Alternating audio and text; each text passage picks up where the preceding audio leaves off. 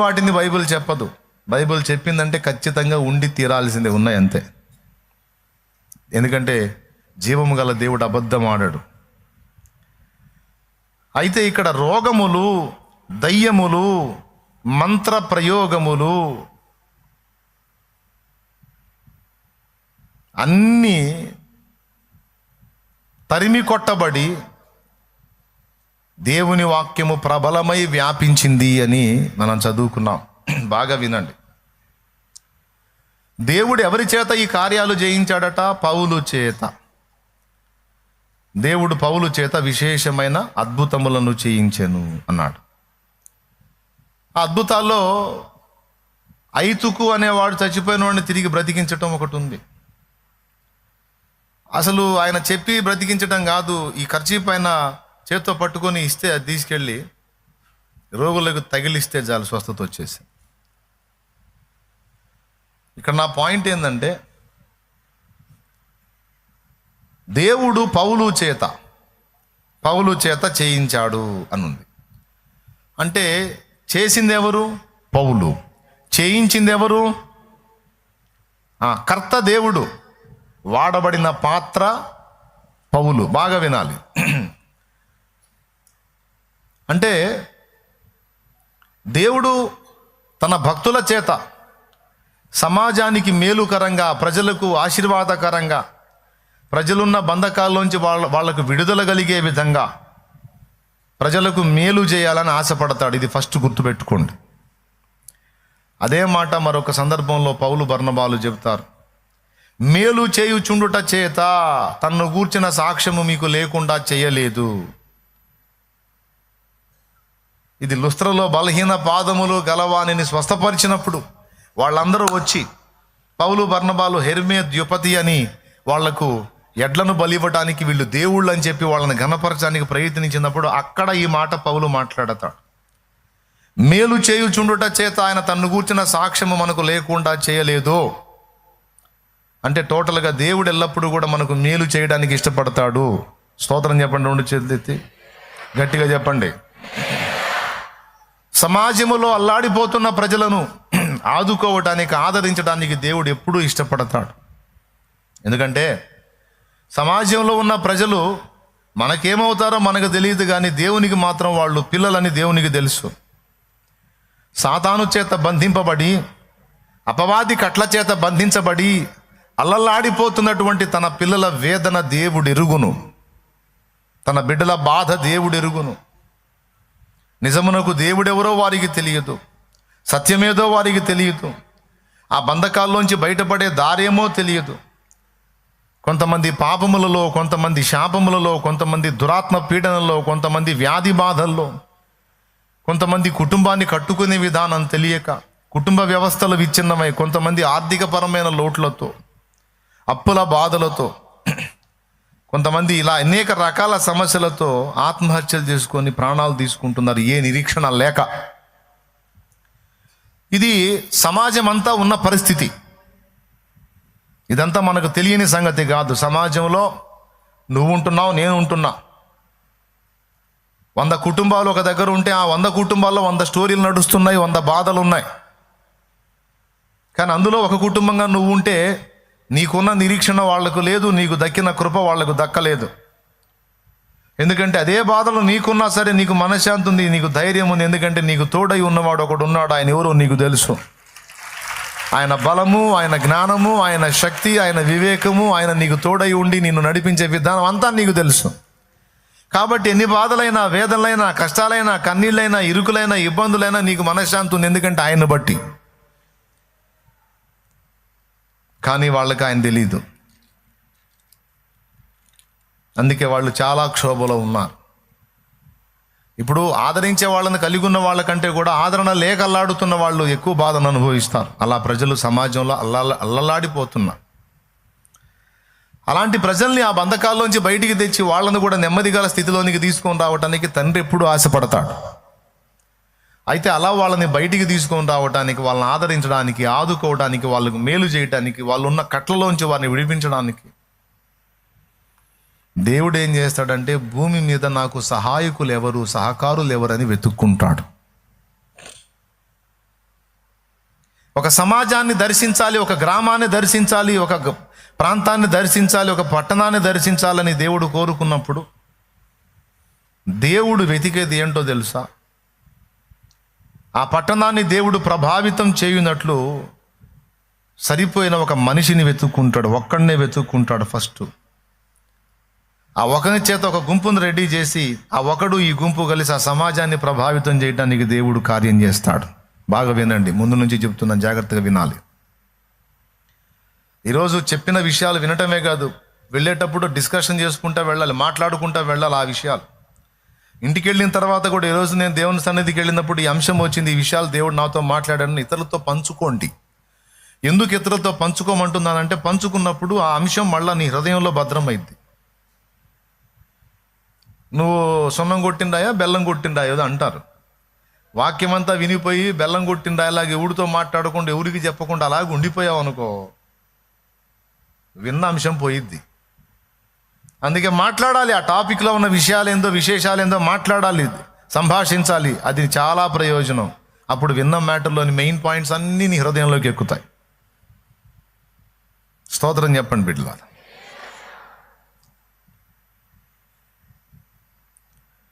ఒక సమాజాన్ని, ఒక గ్రామాన్ని, ఒక పట్టణాన్ని, ఒక పల్లెను, ఒక ప్రాంతాన్ని, ఒక వీధిని, ఒక వాడను దేవుడు కదిలించాలనుకున్నప్పుడు, అక్కడ ఉన్న ప్రజల్ని విడిపించాలనుకున్నప్పుడు మొదట సమాజాన్ని చూస్తాడు. ఆ సమాజం కొరకు ఒక వ్యక్తిని వెతుక్కుంటాడు.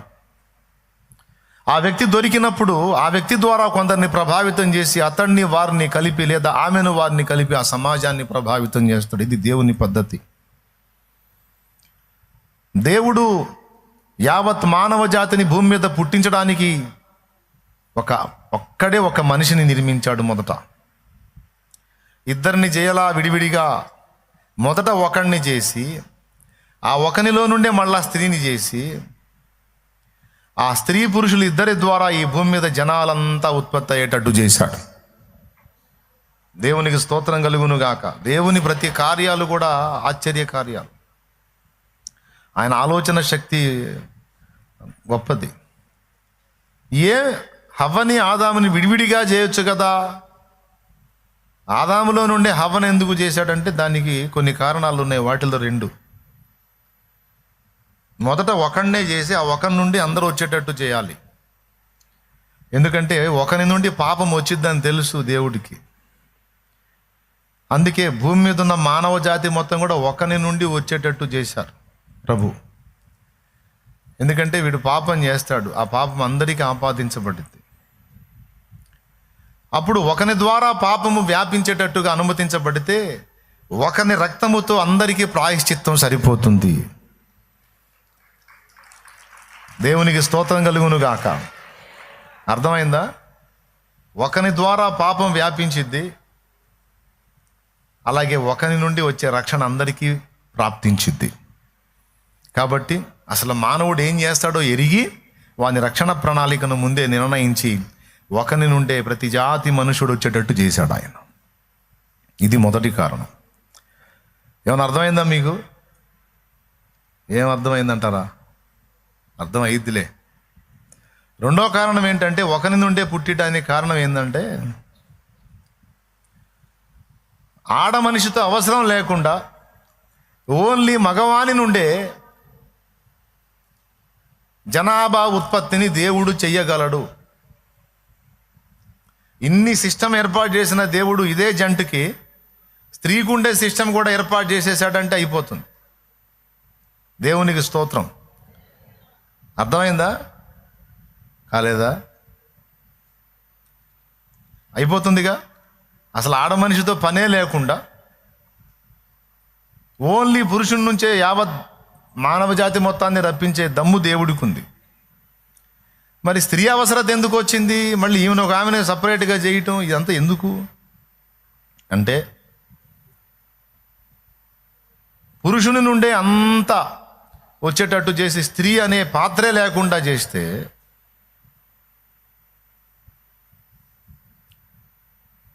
దేవునిలో ఉన్న ఒక తత్వమే ఆయన సృష్టికి అర్థమవుతుంది.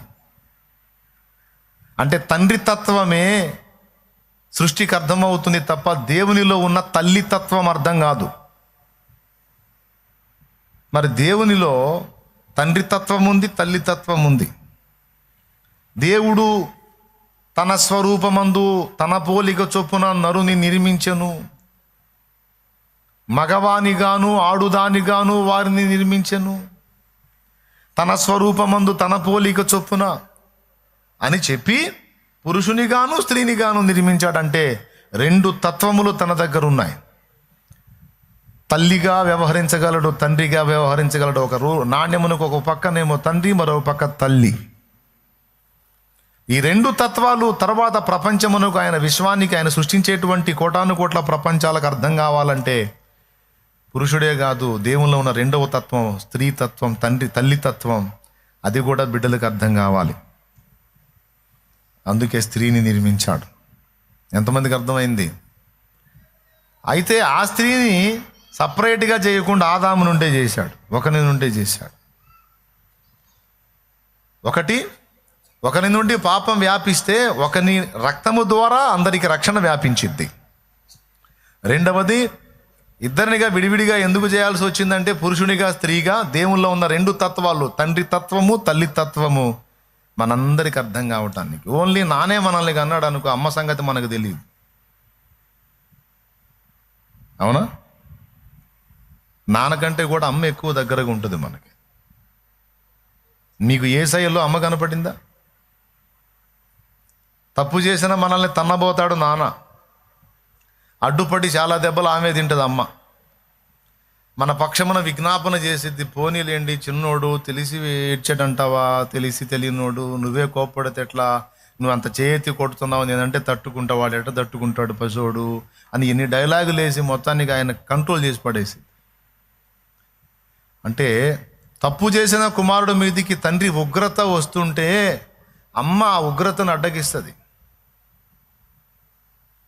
ఆ ఉగ్రతను అవసరమైతే తన మీదికి మళ్ళించుకొని బిడ్డను కాపాడిద్ది. అది గదుగదుగా అచ్చంగా యేసయ్య ఆ పని చేశాడు చూడు. దేవుని న్యాయమైన కోపం మన మీదికి రావడానికి మొదలు పెడితే ఆ న్యాయమైన కోపానికి అదిగా ఆయన అడ్డపడ్డాడు. అడ్డుపడి ఆ శిక్ష అంతా తను మోసి అంటాడు, వాళ్ళు ఏం చేస్తున్నారో వాళ్ళకి తెలియదు తండ్రి. అదే మాట అమ్మ అంటది చూడు. తండ్రి దన్నపోతే అమ్మ ఏమంటది? వాడికి తెలుసు అంటయ్యా, వాడు అమ్మాయి ఎంతది చిన్నది కదా, దానికి తెలియదులేయ్యా, పోనీ అయ్యా. తెలిస్తే చేస్తారా? తెలియకనే అని నాన్న కొట్టే దెబ్బలను అమ్మ అడ్డగించినట్టు అక్కడ వాడే పద్ధం అమ్మ ఏమంటది? దానికి తెలియదు చిన్నది, వాడికి తెలియదు చిన్నోడు, తెలియదు అయ్యా పోనీ అంటే తండ్రి ఆలోచిస్తాడు, నిజమే కదా చిన్నోడు కదా, వాడిని కోప్పడితే ఏమైపోని సరిపోరా, ఇంకోసారి చేసామంటే నిన్ను ఊరుకోను. సిలువ మీద అదే మాట పలికాడు, తండ్రి వీరు ఏమి చేయించున్నారో వీరెరుగరు, వీరిని క్షమించయ్యా, పోనీ అయ్యా. వాళ్ళ మీద నీకే కోపం ఉందో నా మీద వేసేసా, వదిలేసేయక వాళ్ళని. అవేవో నన్ను కొట్టు తండ్రి, అదేదో నన్నే చేయి తండ్రి, నా బిడ్డలను వదిలేసి. అమ్మ అమ్మ అమ్మ, అది యేసయ్య అంటే. యేసయ్యలో అమ్మతత్వం కనపడింది. దేవుల్లో ఉన్న రెండు తత్వాలు మనకు అర్థం కావాలి. అందుకే పురుషునిగా స్త్రీగా నిర్మించాడు. అయితే మళ్ళీ ఒకరి నుండే వచ్చేటట్టు చేశాడు. ఆ విధంగా ఒకరి నుండి ప్రతి జాతి మనుషుని, అంటే ఒక్కడనే ఏర్పరచుకుంటాడు ఫస్ట్. అది అర్థం కావడానికి ఈ మ్యాటర్ చెప్పాను. తర్వాత ఆదాము నుండి జనములు వచ్చేటట్టు చేశాడు. ఆ జనముల్లోంచి మరి షేతును ఏర్పరచుకున్నాడు. మరి కయ్యనేమో చెడిపోయాడు, హేబెలేమో బలైపోయాడు. షేతును ఏర్పరచుకుని అందులోంచి మళ్ళీ జనాభా వచ్చేటట్టు చేశాడు. ఏమండి? అక్కడ నుంచి మళ్ళీ హనోకు, హనోకులోంచి నోవహు, నోవహులో నుంచి షేము, షేములో నుంచి అబ్రహాము. జనములను తీస్తూ ఉంటాడు, అందులో మళ్ళీ ఒకరిని డివైడ్ చేస్తాడు. ఆ విధంగా అబ్రహామును డివైడ్ చేసి మళ్ళీ అబ్రహాము నుండి జనములు వచ్చేటట్టు చేసి అందులోంచి మళ్ళీ దావీదును వేరు చేశాడు. మళ్ళీ దావీదుని ఏర్పరచుకున్నాడు. మళ్ళీ దావీదులోంచి జనములు వచ్చేటట్టు చేసి చివరికి అందులోంచి రక్షకుడు వచ్చేటట్టు చేశాడు. ఒక వ్యక్తి, అతని నుండి ఒక గుంపు, ఆ గుంపులోంచి మళ్ళీ ఒక వ్యక్తి, అతని నుండి ఒక గుంపు, ఆ గుంపులో నుంచి మళ్ళీ ఒక వ్యక్తి, అతని నుండి ఒక గుంపు. మీరు బాగా చూడండి, ఇదే కంటిన్యూ అవుతూ ఉంటుంది. చివరికి ఏసైని తీశాడో మళ్ళీ ఏసై నుంచి ఒక గుంపు జనం. దేవునికి స్తోత్రం కలుగునుగాక. ఇప్పుడు చెప్పండి వరుసగా, ఫస్ట్ ఒకడు, అతని నుండి ఒక గుంపు, ఆ తర్వాత ఆ గుంపులోంచి మళ్ళీ ఒకడు, వాని నుండి. ఓకేనా? రైట్. ఒక సమాజాన్ని దేవుడు దర్శించాలనుకున్నప్పుడు ఒక వ్యక్తిని వెతుక్కుంటాడు. తమ్ముడు జాగ్రత్తగా వినండి, అయ్యగారులు, దైవజనులు, దైవజనురాండ్లు, స్త్రీలు, పురుషులు, విశ్వాసులు, పరిచరణ భేదములు అందరూ వినండి. ఆన్లైన్ ద్వారా వీక్షించే వాళ్ళు కూడా వినండి. పౌలు రన్నింగ్లో ఉన్న టైంలో వాస్తవంగా పౌలు ఫస్ట్ సంఘానికి వ్యతిరేకంగా పనిచేశాడు. చూసేవాళ్ళందరూ కూడా సంఘ వినాశకుడు ఈ సౌలు అనేవాడు, వీడు చావట్లేదు, వీడు పోవట్లేదు, దేవుడు వీడిని ఏం చేయట్లేదు, వీడు క్రైస్తవుల్ని చంపుతున్నాడు, చెరసాల పాలు చేస్తున్నాడు, గర్భవతుల్ని హింసిస్తున్నాడు, పసిబిడ్డల్ని హింసిస్తున్నాడు, వీడు క్రూరుడు, దుర్మార్గుడు అని సౌలుని అన్నారు. నిజమే, సౌలు అవన్నీ చేశాడు. దమస్కు మార్గములో సౌలును దర్శించి పౌలుగా మార్చి అతని మనోనేత్రాలు వెలిగించి అతని గూర్చి ప్రభు అననీయతో ఏమన్నాడో తెలుసా? అననీయ, రాజుల ఎదుట, ఇశ్రాయేలీల ఎదుట, చక్రవర్తుల ఎదుట, ప్రజల ఎదుట నా నామమును భరించుటకు ఇతడు నేను ఏర్పరచుకున్న పాత్ర అన్నాడు. నేను ఏర్పరచుకున్న సాధనం. మొదట తెలియని స్థితిలో సంఘానికి శత్రువుగా నడిచినా ఇదిగో ఇప్పుడు సంఘమునకు సహాయకుడై సంఘము సరిగ్గా నిలబడటానికి అవసరమైన పునాదులు నేర్పరైన శిల్పకారుని వలె ఇతడే వేస్తాడు. అంతేకాదు, నా నామాన్ని ఊరూరా ఊరేగిస్తాడు. నా నామాన్ని భరించుటకు ఎన్ని బాధలు పడాలో అతనికి చూపిస్తా నేను. అతడు నేను ఏర్పరచుకున్న పాత్ర, సాధనమని దేవుడు మాట్లాడాడు. అంటే మనకు తెలియదు, సమాజంలో ప్రభువుకి వ్యతిరేకంగా తిరుగుతున్న వాళ్ళంతా అలాగే కొనసాగుతారు అనుకోవద్దు. ప్రభువుకి ప్రస్తుతం భజన చేస్తున్న వాళ్ళంతా చివరి వరకు అదే విశ్వాసంలో నిలిచి ఉంటారా, ఊడతారా అనేది కూడా మనకు తెలియదు. కొన్నిసార్లు శత్రువులుగా నడుచుకున్న వాళ్ళేమో దేవుని సిలువ మోసే పాత్రలు అయ్యారు, అంటే సిలువ సువార్త ప్రకటించే యోధులు అయ్యారు. నమ్మకంగా భజన చేసినట్టు కనపడ్డోళ్ళేమో పోయి లోకస్తుల్లో కలిసిపోయారు. మనతో ఉన్నవాళ్ళు, మన చుట్టూ ఉన్నవాళ్ళు, మన మధ్యలో ఉన్నవాళ్ళు ఎవరు భవిష్యత్తులో ఏ విధంగా దేవుడు తయారు చేస్తాడో మనకు తెలియదు. ఈరోజు నీ ఇంట నుండి దేవుణ్ణి ద్వేషిస్తున్న వాడే నీ కొడుకో, నీ కూతురో, నీ భర్తో, నీ భార్యో, నీ తల్లో, నీ పిల్లో, నీ అన్నో, నీ తమ్ముడో. దేవుడు జోక్యం చేసుకున్నాడు. ఏకదం సేవకుడే అయ్యే ఛాన్స్ ఉంది, సేవకురాలు అయ్యే ఛాన్స్ ఉంది, యేసయ్య సిలువను ఊరూరా ఊరేగించే ఛాన్స్ ఉంది. నీకు తెలియదా సంగతి? ఆయనకు తెలుసు. ఎవరెవరిని ఎప్పుడు పట్టుకుంటాడో, ఏ విధంగా మలుపు తిప్పుతాడో మనకు అర్థం కాదు. అందుకే ఎవరిని కూడా మనం తక్కువ అంచనా వేయడానికి వీల్లేదు. ఎవరిని ఏ విధంగా పట్టుకుంటాడో తెలియదు. కానీ ఒకటైతే నిజం, దేవుడు ఒకరిని ఏర్పరచుకుంటాడు. అలా ఆ టైంలో పౌలుని ఏర్పరచుకున్నాడు. పాత్ర అంటే జీవం ఉన్నదా, జీవము లేనిదా? మీరు చెప్పాలి ఇప్పుడు. పాత్ర అంటే జీవం ఉన్నదా, జీవము లేనిదా? ఇదిగో ఇది పాత్ర, గాజు పాత్ర. పాత్ర ఎందుకైతే గ్లాసు అంటారా? గ్లాసును కూడా పాత్రనే అని అంటారు. చిన్న పాత్ర, పెద్ద పాత్ర అచ్చ తెలుగులో. గ్లాస్ అంటే ఇంగ్లీష్.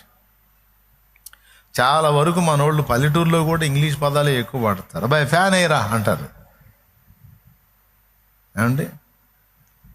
గాలి పంక. బాయ్ బస్సు వచ్చిందంటారు, బస్సు ఇంగ్లీష్. చతుచక్ర శకటము అచ్చ తెలుగులో చెప్పాలంటే. దేవునికి స్తోత్రం. అట్లాగే చాలా విషయాలు. కాఫీ తీసుకో అంటాడు, మరి టీ తీసుకో అంటారు. టీ అనేది ఇంగ్లీషే. తేనీరు అది తెలుగు. అట్లాగా ఇదేంటి ఇప్పుడు చెప్పండి? గ్లాసా? పాత్ర. ఓకేనా? రైట్. పాత్ర ఇప్పుడు ఇక్కడ పెట్టా, అక్కడే ఉందా ఇక్కడికి వచ్చిందా? పెద్దగా చెప్పాలి. సరే, ఇప్పుడు ఇక్కడ పెట్టా, సరే ఇక్కడ పెట్టా, సరే ఇక్కడ తీసి ఇక్కడ పెట్టా, ఇక్కడ పెట్టా. ఎక్కడ పెడితే అక్కడే ఉంటుంది. జీవం గలదా జీవం లేదా మీరు చెప్పండి.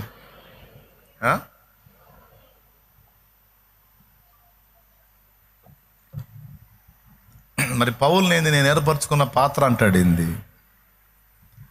తిమోతి పత్రికలో యజమానుడు వాడుకున్నటకు అర్హమైన పాత్రగా ఉండును, తన్ను తాను పరిశుద్ధతలో కాపాడుకుంటే యజమానుడు వాడుకున్నటకు అర్హమైన పాత్రగా, ఘనత విషయమైన పాత్రగా ఉండును అన్నాడే తిమోతి పత్రికలో. మళ్ళీ అక్కడ కూడా పాత్ర అంటాడేంది?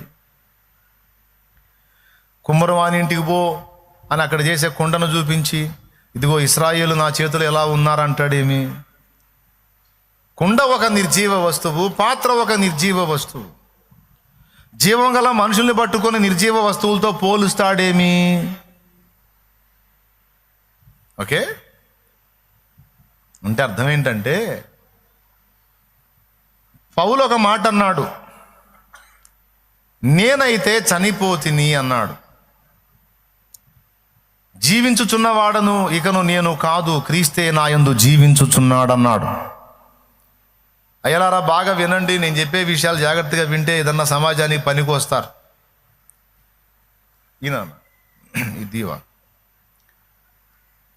ఇది ఒక నిర్జీవమైన పాత్ర. దీనికంటూ సొంత చిత్తము సొంత ఇష్టం ఏమీ లేదు. నేను ఎక్కడ పెడితే అక్కడ ఉండాలి. నాకు చిరాకు పుట్టి ఇసిరేసాను అనుకో, వేసిన దగ్గరే ఉండాలి. ఇంట్రెస్ట్ వచ్చింది, దగ్గర తీసుకొని బాగుంది అంటే ఉండాలంతే. నేను ఏం చేస్తే అది అట్లా భరించాల్సిందే, నాకు అడ్డు చెప్పడానికి వీలు లేదు. ఇది నా చేతి పాత్ర. ఈ పాత్ర ఏ విధంగా ఒక నిర్జీవ వస్తువుగా, జీవం గల మనిషి తను ఇష్టం వచ్చినట్టుగా తిప్పుతుంటే ఎడు తిప్పితే అటు తిరుగుతున్న ఈ పాత్ర ఎలాగున్నదో, జీవించుచూ ఉండి కూడా పౌలు ఒక నిర్జీవ పాత్ర వలె దేవుని చేతిలోకి అలా వెళ్ళిపోయాడు. జాగ్రత్తగా వినండి నాన్న, దేవుని చేతికి అలా వెళ్ళిపోయాడు. పేరుకే ఆయన బ్రతుకి ఉన్న ఒక మనుషుడు, కానీ ఆయన చెప్పేశాడు 2 చోట్ల. రోమాపత్రికలు అంటాడు నేనైతే చనిపోతిని అని. ఏమండి, ఫిలిప్పీలో అంటాడు బ్రతుకుట క్రీస్తే చావైతే లాభము అని. జీవించువాడని ఇకను నేను గాను, క్రీస్తే నా యందు జీవించుచున్నాడు. మరి నువ్వేమైపోయావు అంటే రోమాలో చెప్పాడు నేనైతే చనిపోతిని. అంటే పౌలు ఏదో బతికున్నట్టుగా ఒక స్వతంత్ర వ్యక్తిగా సమాజంలో కనబడుతున్నాడు, కానీ పూర్తిగా దేవుని వశమైపోయాడు. తన సొంత ఇష్టాన్ని సొంత చిత్తాన్ని, తనకి ఏవేవి లాభకరములో వాటన్నిటినీ పెంటతో సమానంగా ఎంచుకొని వాటిని విసర్జించి యేసయ్య చేతుల్లోకి వెళ్ళిపోయాడు. ఆయన ఎవరి చేతుల్లోకి వెళ్ళిపోయాడు? అది. ఇప్పుడు నేను దీన్ని నా చేతుల్లోకి తీసుకొని దీని చేత కొన్ని పనులు చేయగలుగుతాను. అట్లా కాకుండా ఇది దాని చిత్తం సొంత చిత్తం కలిగి ఉండి దాని చేత నేను నా చిత్త ప్రకారం పని చేయించగలనా? చేయించలేను. అది నా వశానికి తను అప్పగించుకుంటే, తన స్వచిత్తమును వదిలేసుకుంటే, అప్పుడు దీన్ని నేను గ్లాసు నీళ్లు తాగటానికి వాడుకుంటాను.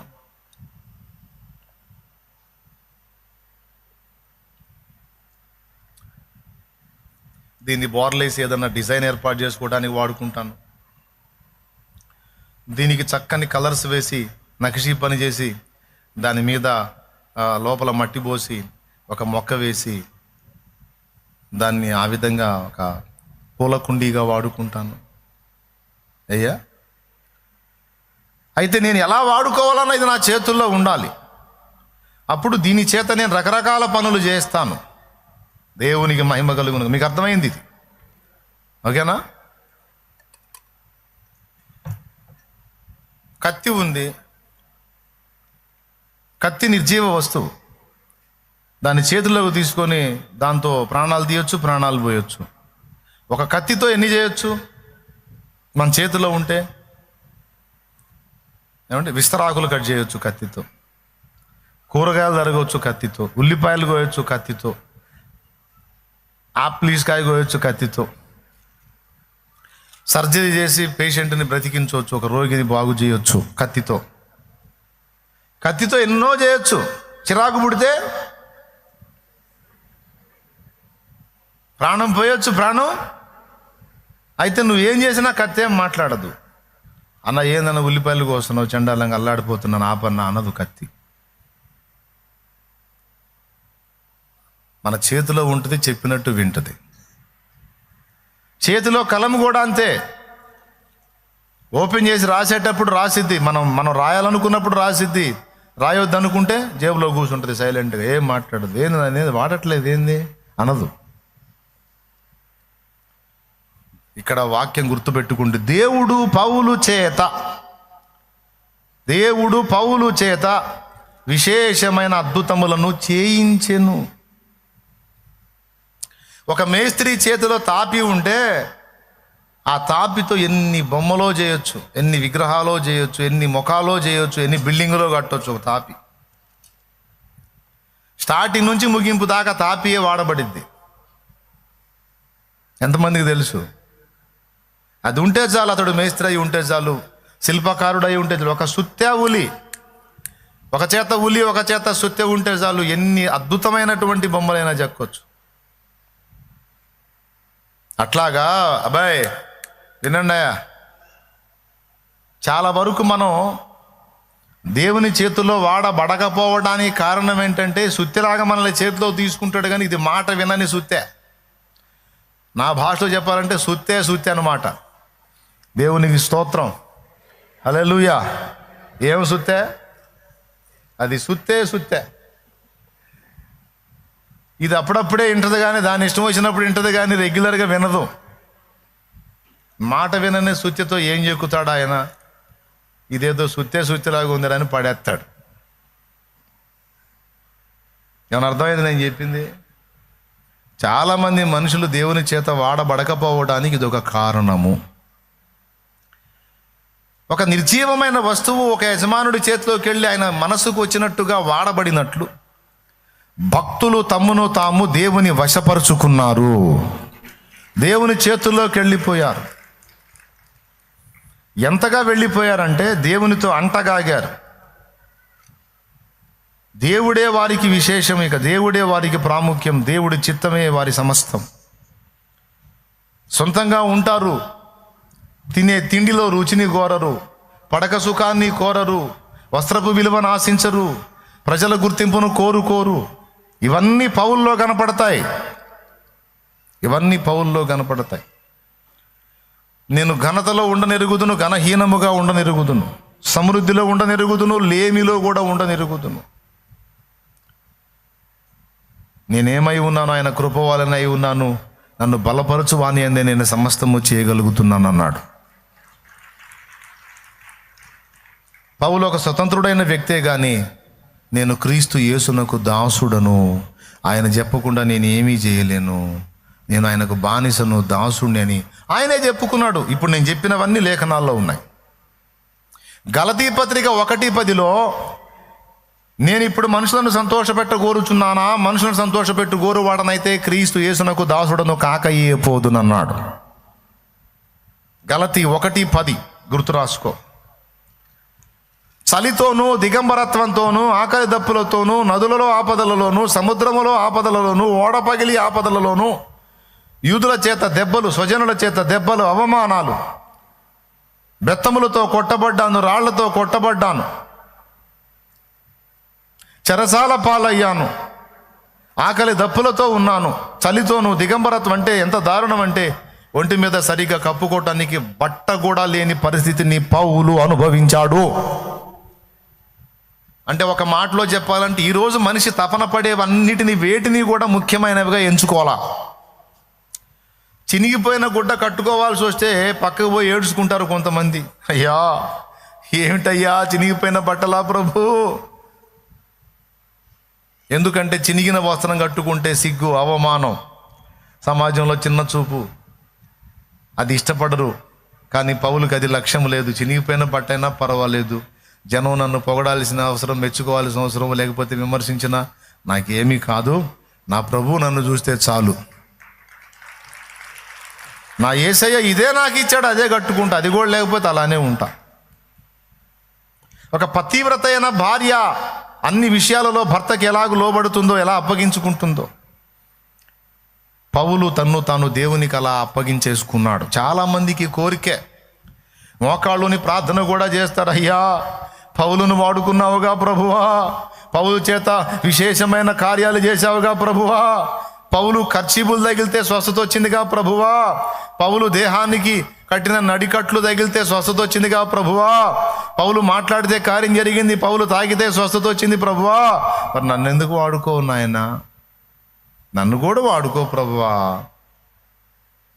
వాడుకోవాలని ఆయన కూడా చూస్తున్నాడు, కానీ పౌలు అందినంత కంఫర్ట్గా నువ్వు అందట్లా, అది ప్రాబ్లం. పేతురు అందినంత కంఫర్ట్గా, అనుకూలంగా నువ్వు అందట్లా, అది సమస్య. ఒకవేళ ఆ విధంగా నువ్వు కూడా అందగలిగితే ఖచ్చితంగా నిన్ను కూడా వాడుకోవడానికి నా ప్రభు ఆసక్తి కలిగి ఉన్నాడు. అచ్చంగా సేవకు వచ్చిన వాళ్ళు కూడా అందట్లా ఈరోజు, అది పరిస్థితి.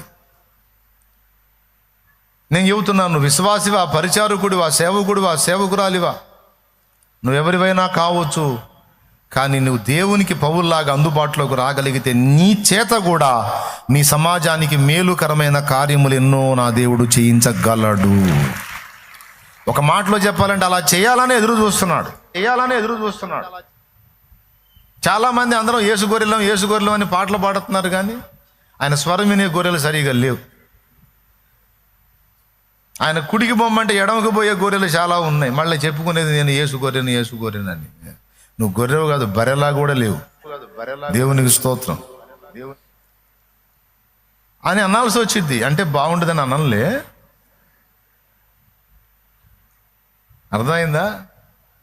నా గొర్రెలు నా స్వరము వినును అన్నాడు, అవి నన్ను వెంబడించును అన్నాడు.